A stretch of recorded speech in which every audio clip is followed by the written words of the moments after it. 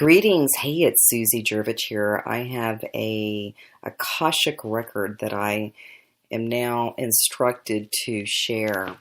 And first I want to talk a little bit about what the records are. A number of years ago, I became aware and enlightened to the realization that I was tapping into the Akashic Records. And it came in the form of moving through my own personal and spontaneous past life regression pieces. At the time, I had no awareness of what was going on. Through this help of others, I was able to move through the process and be able to use these tools and this technology in ways that were very productive. Initially, it was challenging because I didn't understand what was happening. I also have a YouTube site called Holistic Healing Community. One of the videos on there called Little Susie Stardust actually goes into about 20 minutes of the process. So if you're curious about the Akashic Records and how it was for me, I can only talk about how I was enlightened to these gifts.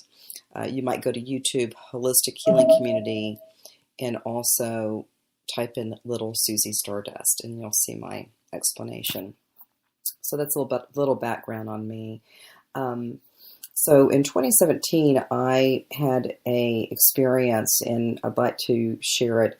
Some of these ones that are private, I tend to keep them to myself. However, I feel like in some ways that these might help others. So I've decided to, and been instructed by Spirit, to go ahead and share some of the stories. I think a lot of times, sometimes if we're feeling isolated and having some high spiritual experiences, we may think we're alone or it's strange or different. And so this is just to bring in a little bit more information for those who are also on a similar path. And everybody has their own path, so it varies from person to person. This happens to be mine. Okay, so I'm going to just take a moment just to breathe here before I go into this record.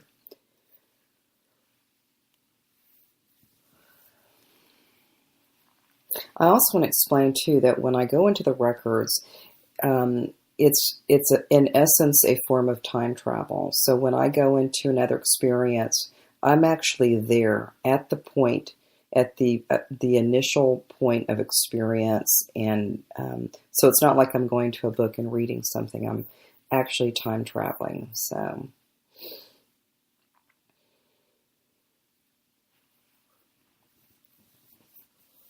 okay, so this was a record, and this is a personal one for me, Susie. And so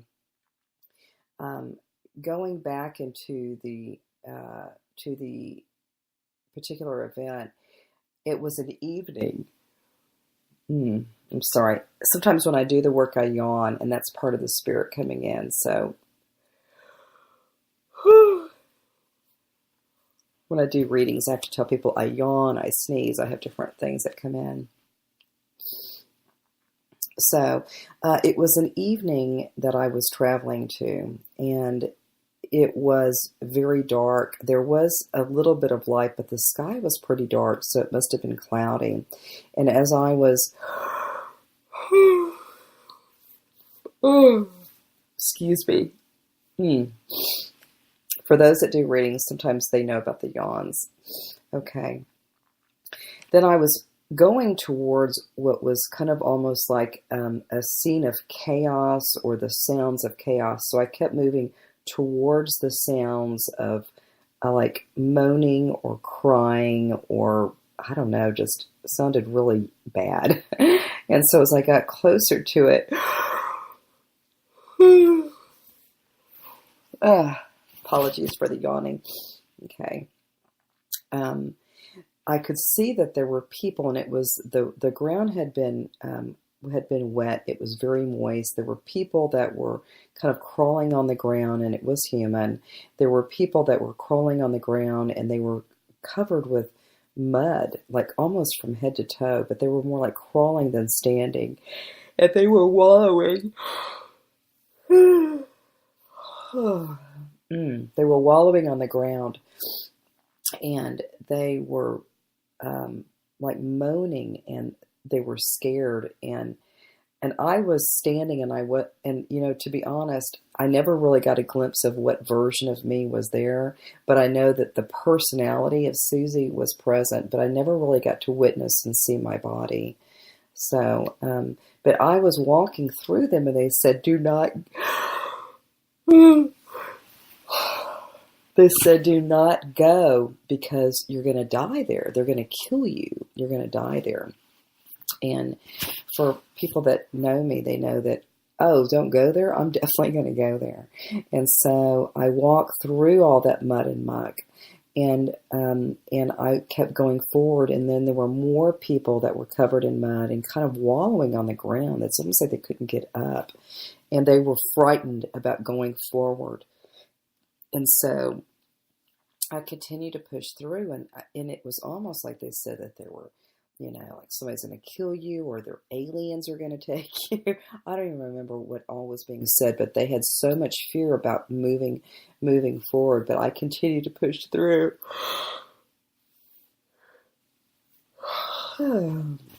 Again, I just want to reiterate, the yawning is part of the reading, and it's part of the spirit coming in, because as I'm actually retelling something that happened, then I am actually in the experience again. I also want to mention too the Kundalini, so that some of the experiences for me are where I have the tingles or the full Kundalini going through my system when I'm in these experiences.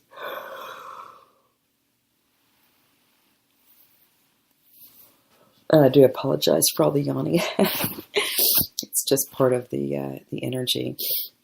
So as I go forward in there, then I can see that there's some light ahead. And again, I'm pushing through, walking through, and then I'm just totally determined to go towards this light. And the light there was no sound to it, just the sounds of the people that were in the room. But it was just a tremendous amount of light. But there was still darkness where I was standing, but I was moving towards the light. And it was, it almost was like a light that, it was, kind of like a white light, but it almost like had density to it. So the light had form, I guess is what I could say, almost like fog. But it was a brilliant, radiant, and strong beams of light that I was moving towards. So I finally got to that place. So I finally got to the place, and it was almost like I was... my background has been as a realtor, so a lot of my impressions come in with structure. It was almost like going into a large structure.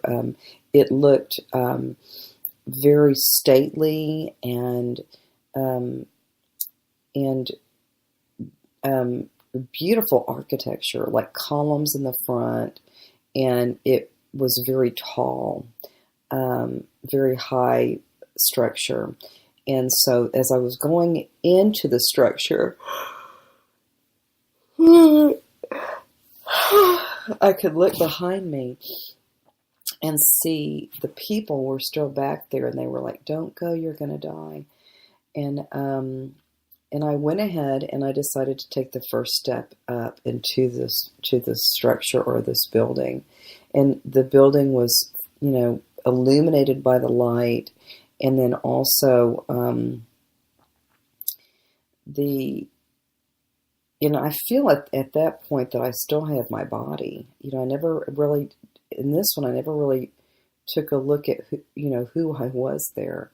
But I did go ahead and I went inside, and then you could see, in one of the rooms, you could see this window where all that brilliant light was coming in from.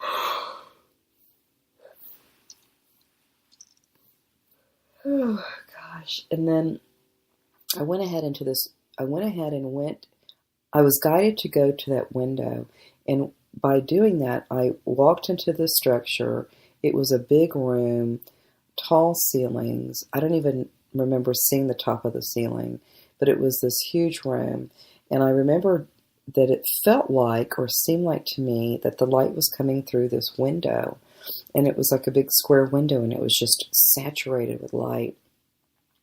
So by the time I got to the window to look out of the window to see what was illuminating it, at that point I had lucidity and awareness about my physical space, my physical reality there. And I remember that, when I do the time travel, I always use my hands or the palm. I put both my palms up so that I can be sure that that's kind of my cue for, that I'm in a dream or it's me or whatever. And I remember at that window, and at that point, there was no more structure. Before I looked at my hands, there was no more structure around me. I was completely enmeshed in the white light. And it was so strange because, I wasn't scared or anything. And there was no more building around me. And it's almost like being like in a fog bank or something. And that you're just completely, you have no vision beyond just the fog in front of you is what it felt like. So I decided just to take my hands and pull up my hands and look down. And this is when I knew something big was going on. At that point, I realized I didn't have a body anymore. And so I realized where I might have been, that I might not even have a physical body anymore. And there's a couple things, again, as a lucid dreamer and a lucid person, in dream state or meditation state, I wasn't scared. I was even kind of chuckling to myself, thinking, well, I still have the Susie personality because, I was kind of charmed by this experience of being in the light. I wasn't alarmed that I didn't have the body. And I just realized,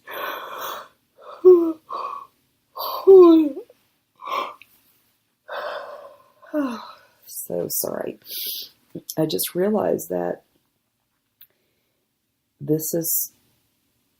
if this is what death is like, to move through, to leave the physical body and to be pure spirit, I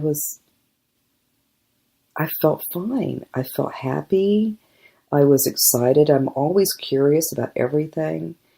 And I just remember thinking that if this is it, it's so beautiful. So I'm going to close that story or that record. And I think when I woke up and came into more awareness at that point when the reading happened, I was profoundly impacted and moved by the experience that I had been through.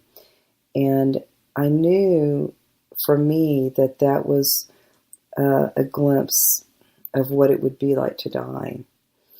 And it was, of course, getting there through the mud and the muck and the people saying you're going to die or they're going to kill you or take you. I mean, it all made sense. At the beginning of the record, I didn't understand it, but in retrospect, it seems like that's, for some, they're not able to go to the light because they're scared that they'll die. And maybe what's happened is that people have already died and they don't know it. So that has brought me a whole lot of perspective in dealing with people on their readings. And I also do some work as a medium, having our lost loved ones or departed loved ones come through me and give messages. And it was really beautiful to have this record come to me spontaneously too, by the way. And so I just wanted to share this, and I hope it helps somebody here. And if you are listening to it through its entirety, I know it's kind of long. I do go into a meditative state, thereby the yawning starts going in. And that's part of the frequency that comes in to drop in the experience of time travel. It just is, it's different frequency for my body. It doesn't hurt my body. It's just epic yawns and Kundalini, which the Kundalini is. If you've not experienced that, it's pretty awesome.